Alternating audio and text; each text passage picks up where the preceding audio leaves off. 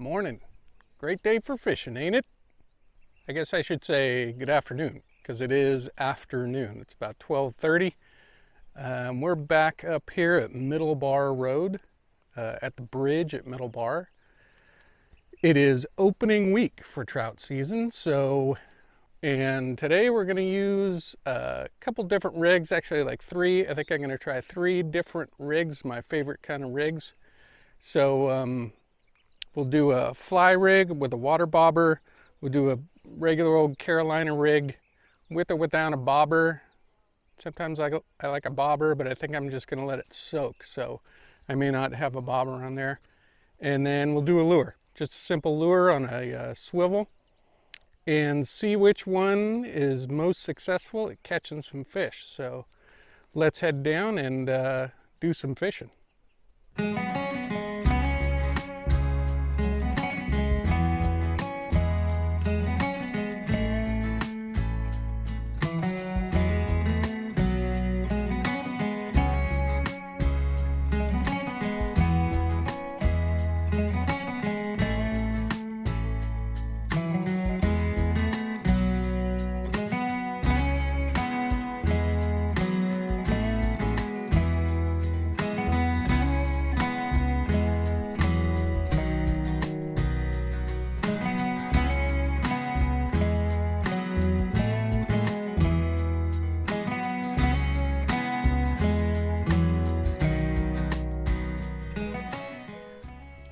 All right, so the first rig we're going to set up is a variation of a typical Carolina rig.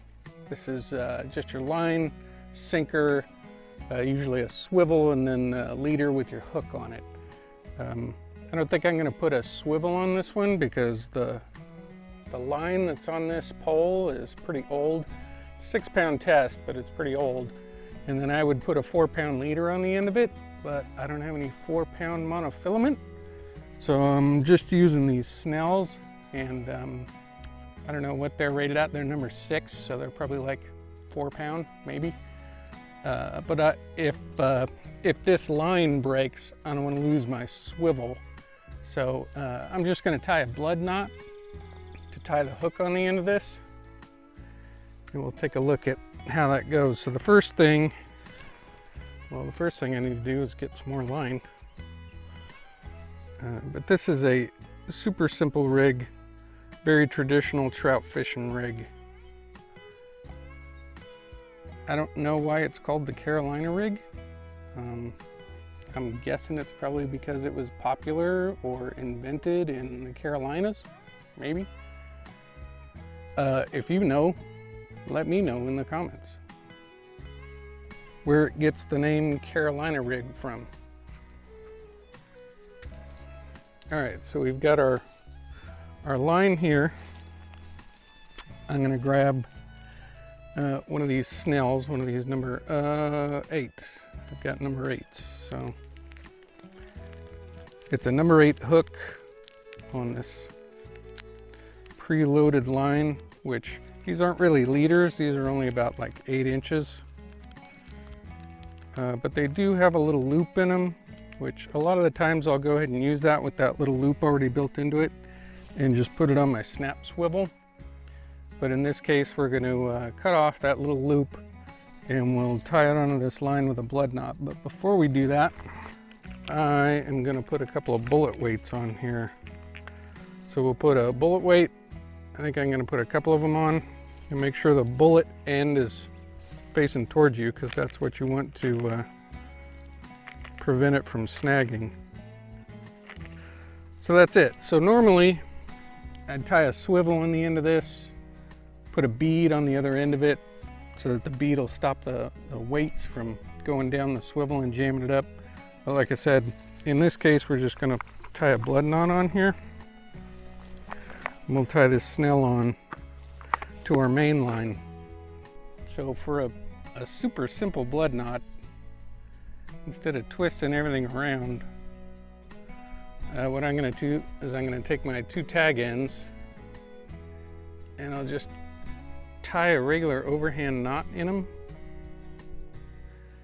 So we've got our overhand knot with the Snell on there with that number 8 hook, And then you're going to take that and make a loop,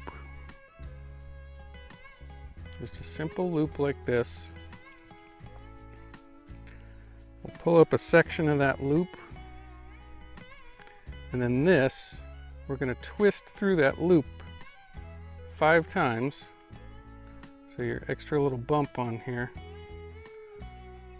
twist that through there. We got 5 twists of that bump, and then we'll take our overhand knot and put it through that little hole that we made.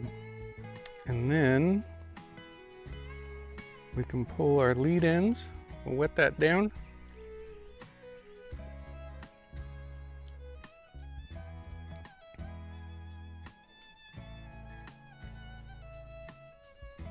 Super quick and simple blood knot.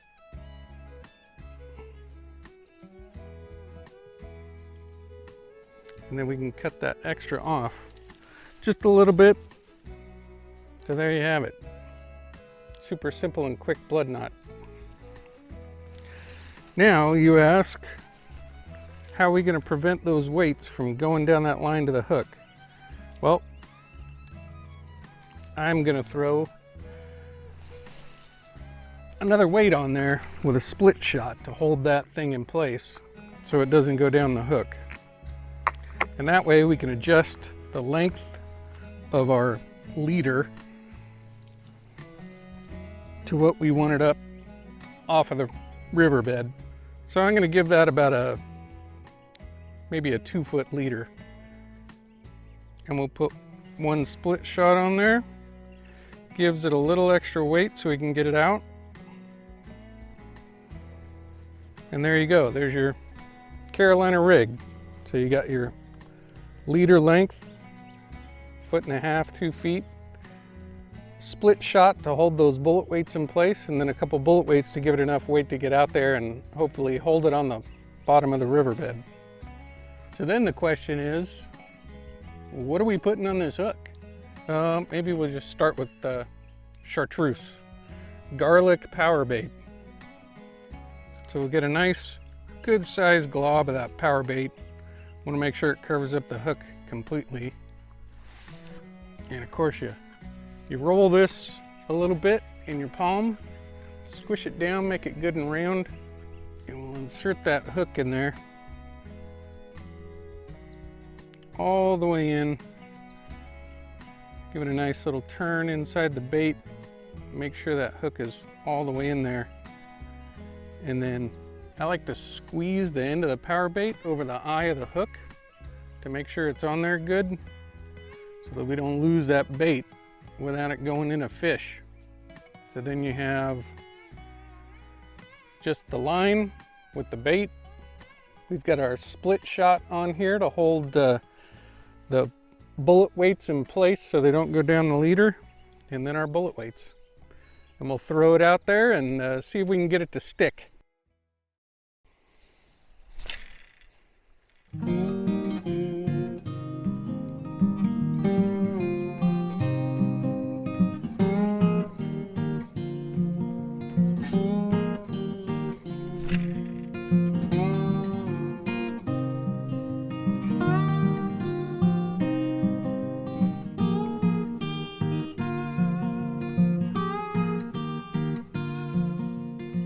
So I can feel that the current of the river pulling on the line, and it's popping those weights free of whatever they're sitting on.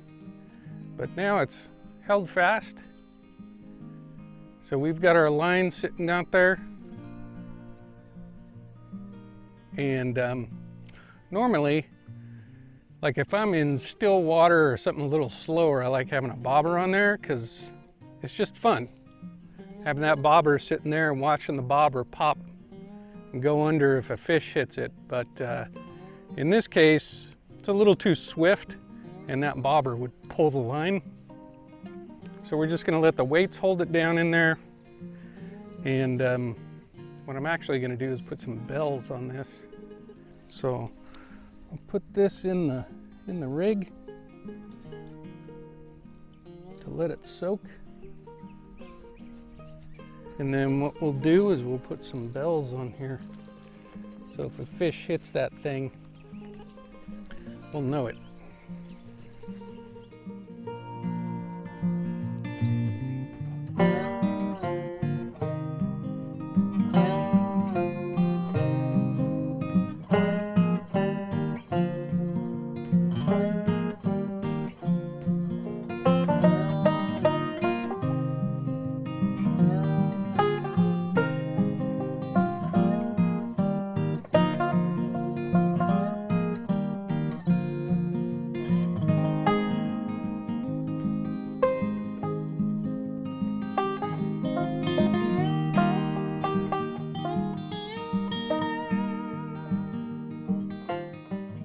All right, so the second rig, that's my favorite rig, is just a standard lure.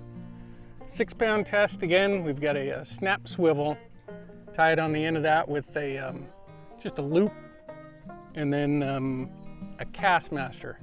Pretty good sized Castmaster, so we can get it out there. And I've got it in gold today because that water's a little murky and I want something that's pretty shiny. This Castmaster already had another snap swivel on the end of it, so that didn't bother me. A couple snap swivels snapped together. It'll let that Castmaster have lots of action. So we'll throw that one out there and see if we can get some attention. So we're gonna do a fan cast on this. We'll start far to the left, let it kind of drift as we reel it in, and then we'll slowly make our way across the clock, heading more down river.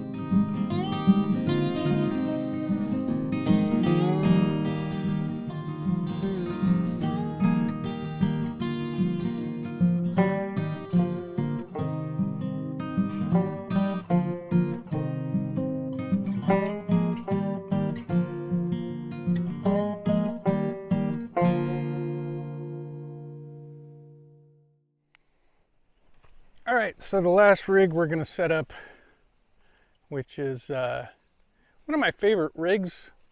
I don't use it a lot, but this is gonna be flies with a water bobber on a spinning rod.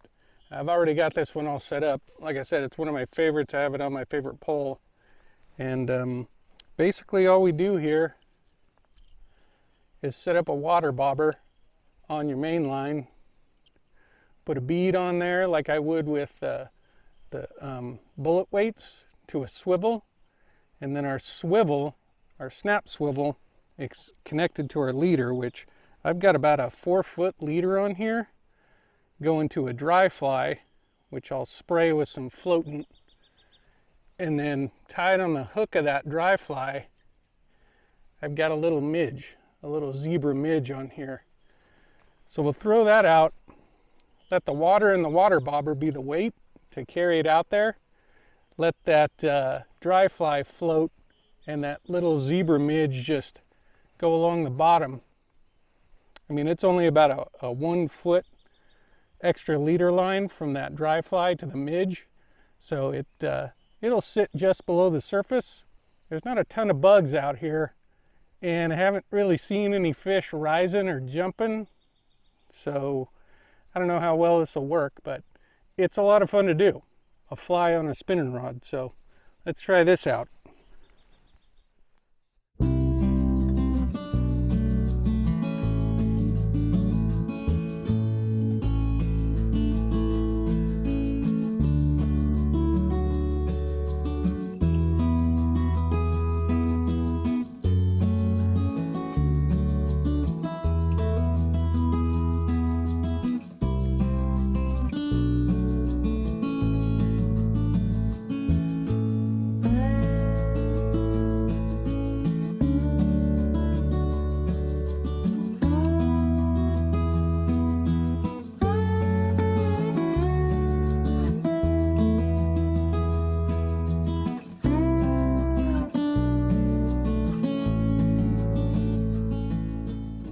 So there's our 3 different rigs. We've got our bait, we've got our lure with the Castmaster, and we can change that lure out. And then we've got our flies on the water bobber. So we'll alternate between the lure and the flies, letting that drift, reeling it in, let the bait soak. Now, if you have 2 rods in California, you do need a second rod license. So aside from your regular license that you got to get for fishing, you have to get a second rod certification. And that's, I think, like 20 bucks to add the second rod. But then we can fish 2 rods. We can let that bait soak, and we can fish a lure or flies, or we could even throw another one with bait out there if we want to sit here and read a book. But let's see which one's gonna catch some fish. What do you think? Leave a comment and let me know. My money's on the bait.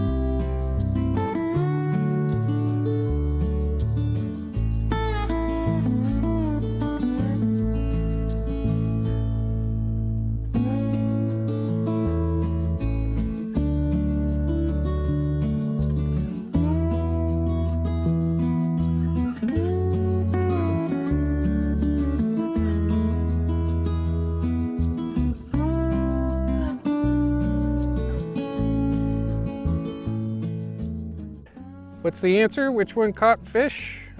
Well, none of them. Didn't catch any fish, but we did get 1 bite on the bait. I was headed towards the pole to bait. I was gonna move it down the river a little bit, and right as I was walking to it, it snapped and bell rang. And so I grabbed the pole, went to set the hook, and there was nothing on it. Reeled it in and my bait was gone. So that's it for today. Did meet a viewer though. Didn't catch her name. If you see this video, leave a comment. Let me know your name. It was good to see you. And thanks for watching. Be sure to subscribe, and I'll bring you more fishing videos this summer. Now that the season has started, we're looking forward to heading up into the Sierras, going up to Fraser Flat and do some fishing. We'll look for some stocked fish.